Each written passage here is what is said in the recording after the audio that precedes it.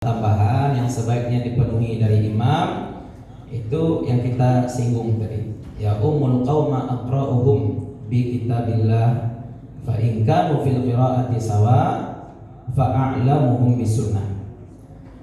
Yang menjadi imam bagi kaum itu adalah yang paling paham dengan kitab Allah. Orang memahaminya seperti ini ya, zaman sekarang ini aqra hukum itu maksudnya apa? Orang sekarang pahamnya yang paling hafal Quran, yang paling banyak hafalan Quran. Nah, bukan yang paling banyak hafalan Quran, yang paling paham Quran mestinya. Yang paling paham Quran. Sahabat Nabi SAW dahulu ya, kemampuan ijtihad itu sudah menjadi malakah bagi mereka, sehingga kalau mereka banyak hafalan, insya Allah mereka juga akan paling paham dengan istinbat hukum dari Al-Quran yang mereka hafal, paling tahu dengan Al-Quran. Bahkan Umar bin Khattab itu dapat hidayah karena baca Al-Quran itu sebelum masuk Islam ya, sebelum masuk Islam adik beliau membaca Al-Quran, beliau dapat di surat Thaha ketika itu paham beliau ya. Maka sahabat memang seperti itu, kalau paling banyak mengetahui Al-Quran, mereka juga paling paham. Zaman sekarang nggak bisa seperti itu, kurang banyak hafalan lalu tentu paham Quran zaman ini. Kan ini sering kita sampaikan kepada murid-murid di sekolah, sering kita sampaikan pada murid-murid di sekolah. Orang kamu protes ke murid-murid, kadang-kadang hafalannya sudah 8 juz, tapi kosakata yang ada di 8 juz itu tidak tahu Pak. Apa bahasa Arab malu contoh sebutnya. Bahasa Arab malu apa? Padahal kan di dalam Al-Quran surat Al-Baqarah ayat 26 masih juz 1 itu kan disebutkan innallaha la yastahyi, Allah tidak malu. Berarti kan sudah dapat harusnya nih kosakata baru oleh anak-anak. Malu itu apa bahasa Arabnya? Istahya yastahyi contoh. Tapi mereka tidak tahu bahasa Arab malu. Kenapa tidak tahu malu? Berarti menghafal secara buta. Menghafal secara buta itu sama dengan keledai. Keledai itu bagaimana? Keledai itu kalau bawa amih ya Pak. Keledai itu kalau membawa amih kayu enggak Pak? Enggak. Keledai membawa amih enggak kayu. Bapak kok enggak kayu keledai bawa amih? Enggak tahu gunanya. Sama orang menghafal Quran butuh saja. Ya. Ya, menghafal Quran itu kemuliaan, tapi jangan buta saja menghafal Quran. Karena selanjutnya kan ada tadabburnya lagi. Ya, setidaknya kosakata tahu lah ya kan. Setidaknya kosakatanya tahu. Ini hafalan Quran. Padam saja hafalan Quran. Kalau anak-anak sekarang seperti itu, pas sekolah banyak hafal Quran, pas libur hilang hafalan Quran. Mulai sekolah balik murajaah saja karena dia udah nambah stuck. Ya. Rumah tahfiz banyak, wisuda Quran tiap bulan. Ya, ini wisuda Quran sih, besok wisuda Quran sih. Ya, tapi yang berat menghafal Quran itu apa sebenarnya? Bukan menghafal yang berat. Yang berat itu murajaah. Tadabbur pasti berat ya. Murajaah yang berat. Tanya Pak.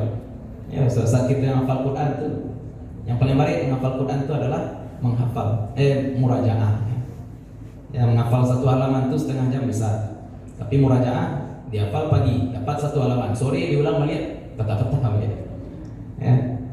Nah, jangan terlalu fokus menambah murajaah, harus diseimbangkan juga. Jadi itu maksud aqra ya, paling paham dengan kitab Allah. Selanjutnya kalau sama-sama, kalau dalam pemahaman terhadap Al-Quran itu sama bagaimana? Maka fa'a'lamuhum bisunnah, dan yang paling tahu dengan hadis. Sama-sama paham Quran, dilihat hadisnya bagaimana. Mana yang lebih paham hadis? Sama pula pemahaman terhadap hadis.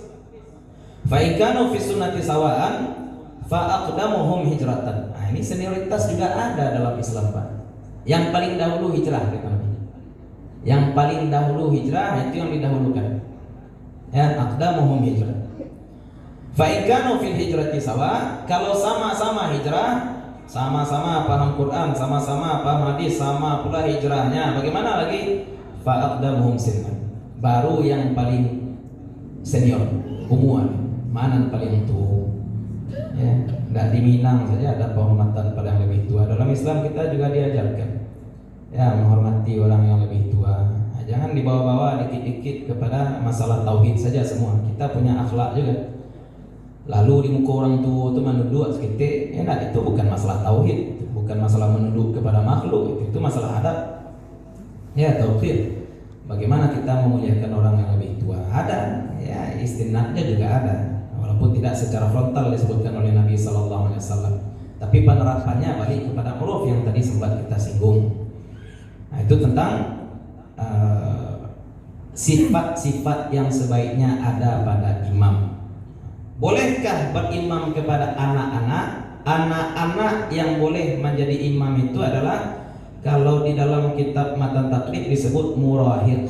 Murahiq itu apa? Anak-anak yang sudah hampir balik. Hampir balik itu sekira-kira umurnya 9, 10. Itu boleh. Ya. Sudah hampir balik, murahiq, maka anak ini boleh menjadi imam. Kalau baru-baru mumayyiz, anak baru-baru mumayyiz tidak boleh jadi imam. Ya, tidak tahu kita kadar akalnya bagaimana. Kadang-kadang anak TK santi yang lu baca Qur'annya Pak.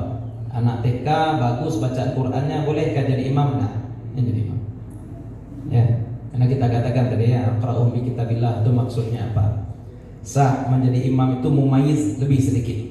Namanya murahiq, anak-anak yang hampir balik. Sekarang tata cara berimam ya. Tata cara berimam kaifiyatul iqtida. Yang pertama, makmum tidak boleh lebih maju daripada imam. Ustaz betul peraga badu yang kopiah ke sana mau. Nah, kok kawan cicit. Enggak nang belakang, nang manduk tu. Nang ganti. Nah.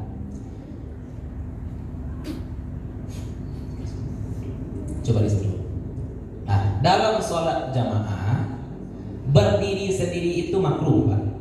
Dalam sholat jamaah berdiri sendiri itu makruh.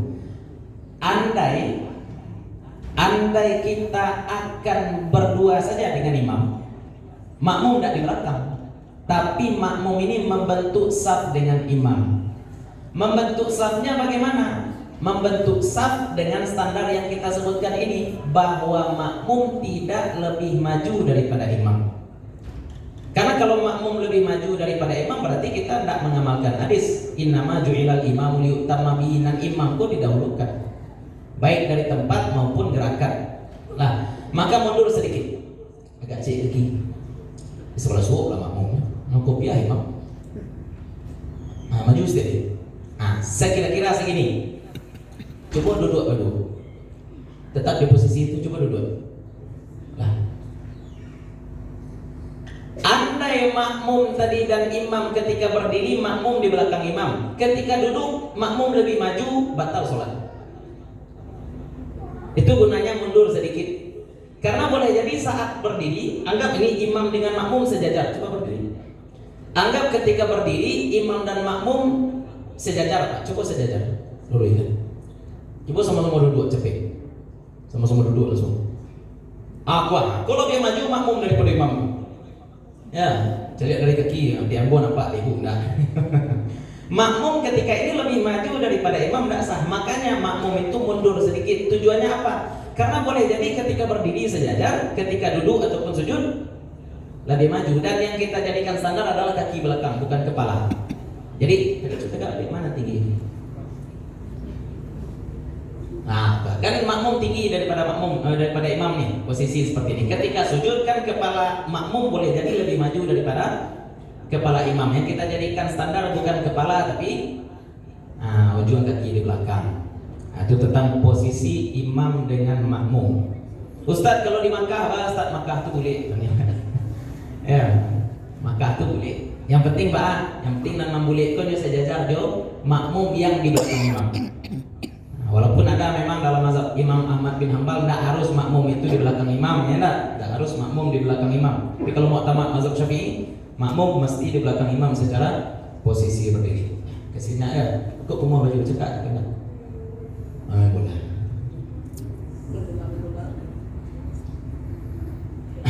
Nah, itu yang pertama ya.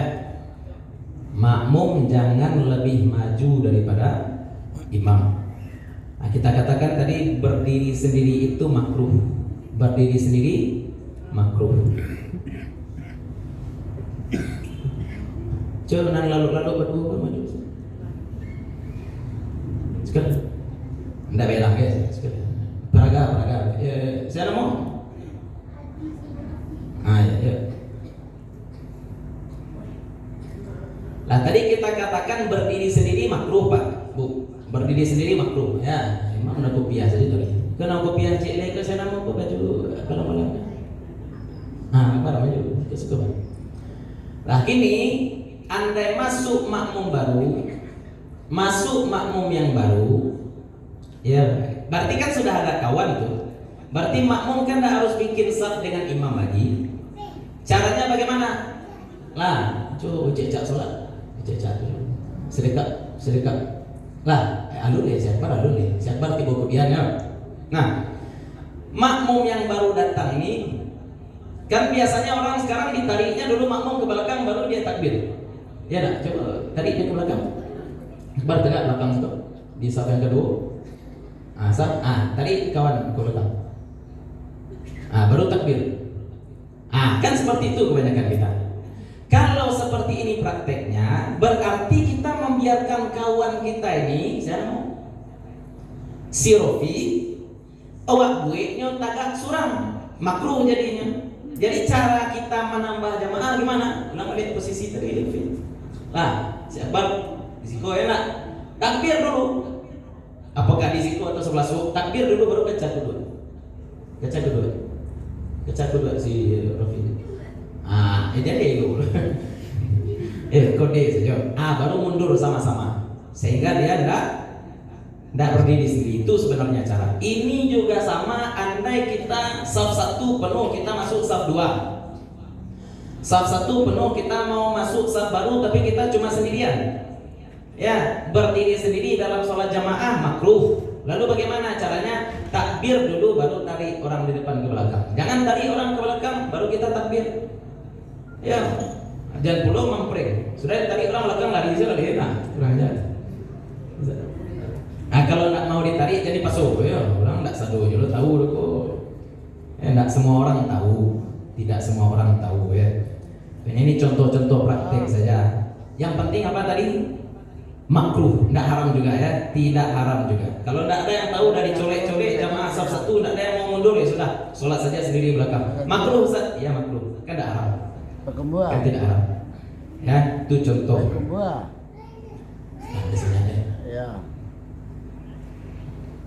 Ada paralel dia di Inka ke gini. Jadi itu tentang posisi makmum dengan imam. Yang penting makmum jangan sampai lebih maju daripada imam. Pengecualian yang kita sebutkan tadi adalah kalau sholatnya di Masjidil Haram lantai 1. Ya, kalau di lantai 1 Masjidil Haram. Ada pembahasan sebenarnya masalah posisi makmum dengan imam. Kalau tidak ada sitar, kalau tidak ada sitar antara jamaah laki-laki dengan perempuan, maka jamaah perempuan yang sudah besar itu tidak di saf 1. Ya, anak-anak di muka, ibu-ibu di belakang.